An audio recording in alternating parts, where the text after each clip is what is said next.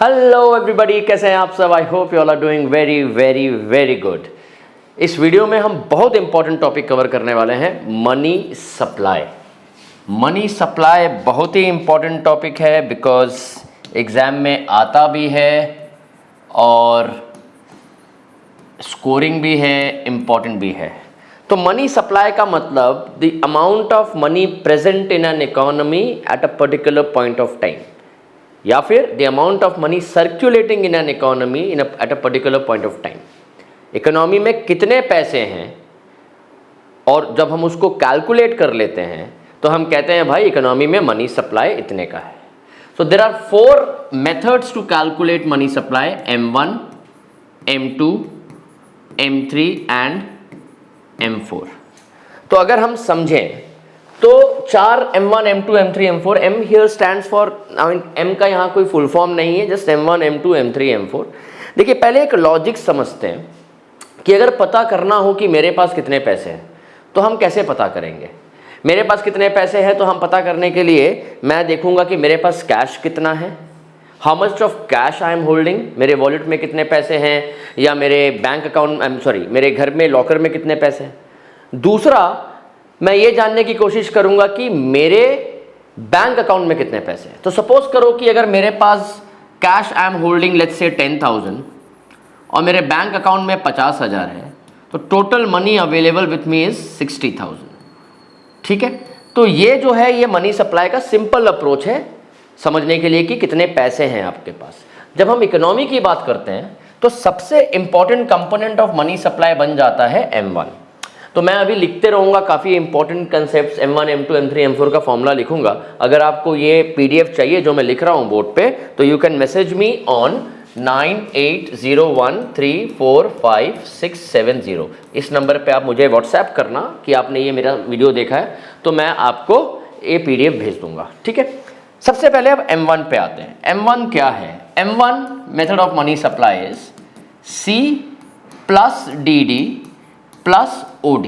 याद रखिएगा, आपको M1 याद रखना ही है क्योंकि M2 की बात करें या M3 की बात करें या M4 की बात करें, उसमें M1 जो है वो एज अ कंपोनेंट उसमें ऑलरेडी है, तो आपको M2, M3, M4 समझाने के लिए भी M1 समझाना पड़ेगा। ठीक है, तो M1 में C stands for currency held by public. तो जितना पैसा पब्लिक होल्ड कर रहा है in the form of paper notes and coins, उसको हम M1 C कहते हैं। M1 में जो C है stand for currency held by public. तो जो कैश या जो कॉइन, जो रुपी नोट और जो कॉइन्स पब्लिक होल्ड कर रही है उसको C में आता है। DD stand for demand deposit. Public का जो डिमांड डिपॉजिट है बैंक में, मतलब डिमांड डिपॉजिट में क्या क्या आता है? Current account and saving account. जो पब्लिक का डिमांड डिपॉजिट है बैंक में, उसको हम DD stand for demand deposit, जो हमारा पैसा बैंक के करेंट अकाउंट में या सेविंग्स अकाउंट में। तो पूरे पब्लिक का पैसा पूरा इकोनॉमी का पैसा जो बैंक में करेंट अकाउंट और सेविंग अकाउंट में, वो DD में आता है। OD stand for other. ये बहुत इंपॉर्टेंट है, ये कई बार शॉर्ट क्वेश्चन में भी पूछा गया है एग्जाम में। Other deposit of RBI। अब देखिए RBI के पास किसके पैसे रहते हैं? RBI के पास किसके पैसे रहते हैं? RBI के पास पैसे रहते हैं तो RBI ऑफिशियली किसका अकाउंट मैनेज करता है? कमर्शियल बैंक्स के। और किसका मैनेज करता है? Government, both central and state government. इन दोनों के पैसों के अलावा, मैं यहाँ पे रेड से इसको क्रॉस कर रहा हूँ क्योंकि आपको ये क्लियर हो जाए, इन दोनों के पैसे के अलावा जो पैसा RBI के पास डिपॉजिट रहता है उसे हम अदर डिपॉजिट कहते हैं। So deposit held by RBI apart from the deposit of commercial bank and the government. I hope I am clear everybody, है ना? तो कमर्शियल बैंक का और गवर्नमेंट का पैसा छोड़ के जो पैसा RBI के पास रहता है वो अदर डिपॉजिट में आता है। अब सवाल ये उठता है कि RBI के पास इन दोनों के अलावा कौन सा पैसा रहता है? देखिए RBI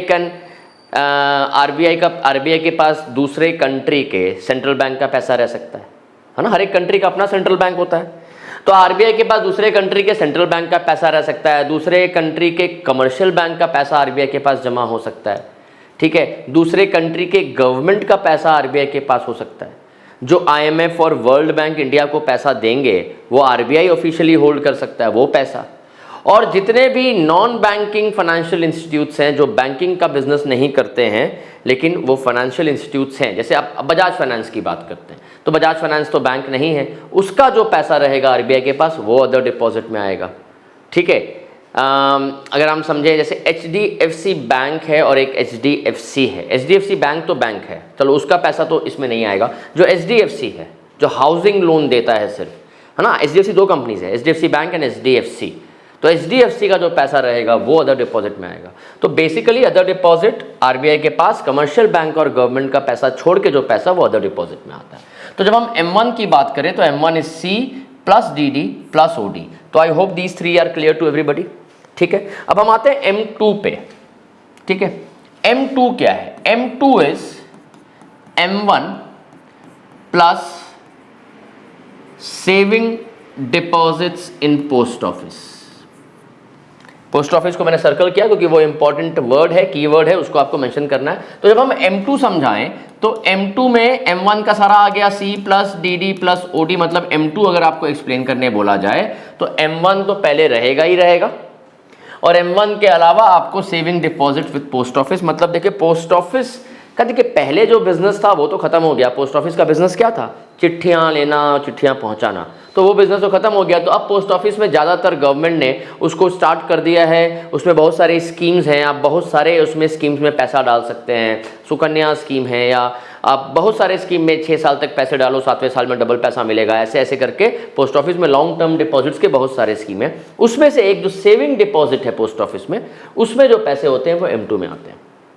ठीक है, अब हम बात करते हैं M3 की। M3 क्या है? M3 is again M1 plus net time deposit. Time deposit क्या हो गया? जो फिक्स डिपॉजिट था और रिकरिंग डिपॉजिट था, plus net time deposits with commercial banks. ठीक है, तो देखो इसमें भी again C plus DD plus OD आएगा। नेट मतलब हर दिन बहुत सारे पैसे बैंक के पास आते हैं, टाइम डिपॉजिट में हर दिन बहुत सारे पैसे निकलते हैं। जो जिस दिन सपोज करो आज कुछ टाइम डिपॉजिट आज एक्सपायर हो रहे हैं तो वो पैसे लेके चल जाएगा जिसने किया था जमा, और टाइम डिपॉजिट बहुत सारे दिन में आते हैं तो जितने आए और जितने गए दोनों का जो एडजस्ट करके वैल्यू निकलती है उसको हम कहते हैं नेट। ठीक है, net time deposit with commercial bank. अब याद रहे कि M1 and M2 are narrow money. इसको हम लोग क्या बोलते हैं? इसको हम लोग नैरो मनी कहते हैं। याद रहे M1 प्लस M2 नहीं है, ये एंड है ना। तो बहुत लोग गलती करते हैं M1 plus M2 is narrow money. No, M1 and M2 को हम नैरो मनी कहते हैं। क्यों नैरो मनी कहते हैं समझाता हूं अभी आपको, लेकिन पहले मैं इसको हाईलाइट कर दूं कि ये आपको याद रखना है, these are called narrow money. ठीक है, अब हम यहां पे आते हैं M3 और आगे M4 करेंगे, उसको ब्रॉड मनी कहते हैं। क्यों ब्रॉड मनी कहते हैं? क्योंकि M1 और M2 में बहुत कम कॉन्स्टिट्यूएंट्स है, मतलब बहुत कम कंपोनेंट्स है उसमें, तो इसका जो वैल्यू आता है जोड़ करके M1 C plus DD plus OD plus बहुत कम होता है as compared to M3 and M4। M3 and M4 बहुत ज़्यादा होता है ना, सो इसलिए इसको ब्रॉड मनी कहते हैं। ठीक है, अब हम आते हैं M4 में। M4 is M3 plus total deposits with post office. अब देखो M3 क्या हो गया? M3 हो गया C plus DD plus OD plus time deposit plus this. अब ये M2 और M4 के इसमें फर्क समझना, फर्क ये है कि M2 में saving deposit with post office लिया गया है और M4 में total deposit with post office. ये टोटल में और इसमें फर्क है, तो ये चीज़ आप ध्यान रखना।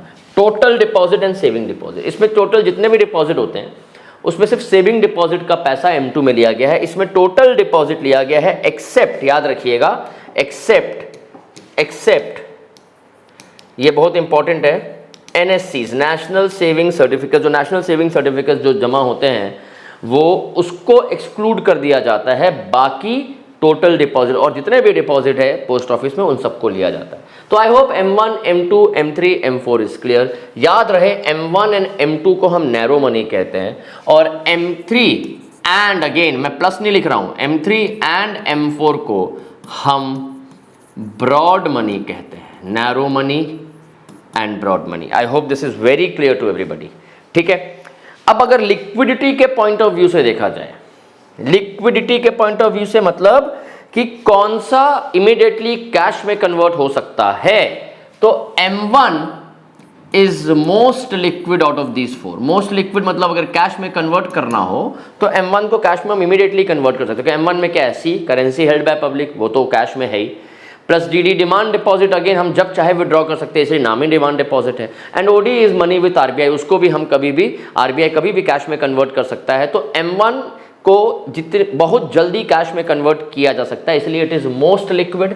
M4 is least liquid. अब एग्जाम में ये क्वेश्चन आ सकता है, लिक्विड मतलब कैश, यहाँ कैश को बोला जा रहा है। M4 इज लीस्ट लिक्विड मतलब M4 को कैश में कन्वर्ट करना is a lengthy process, because M4 में एक तो टाइम डिपॉजिट होता है, जो एक फिक्स डिपॉजिट का क्या रोल था, क्या कंसेप्ट था कि एक पर्टिकुलर टाइम के लिए हम जमा करते हैं और उस टाइम के बाद ही हम पैसा विड्रॉ कर सकते हैं, तो लिक्विड उतना है नहीं वो।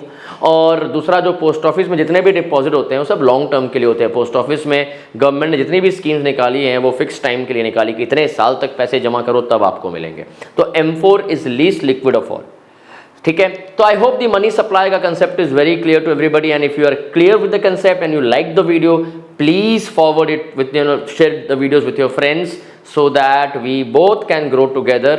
क्योंकि इतनी अच्छी वीडियोस इतनी मेहनत करके डाल रहा हूँ, तो अगर मुझे सब्सक्राइबर्स बढ़ेंगे तो मुझे भी अच्छा लगेगा कि आप लोग मेरे काम को आगे पसंद करके फॉरवर्ड कर रहे हो। Thank you so much, take good care of your health, bye bye.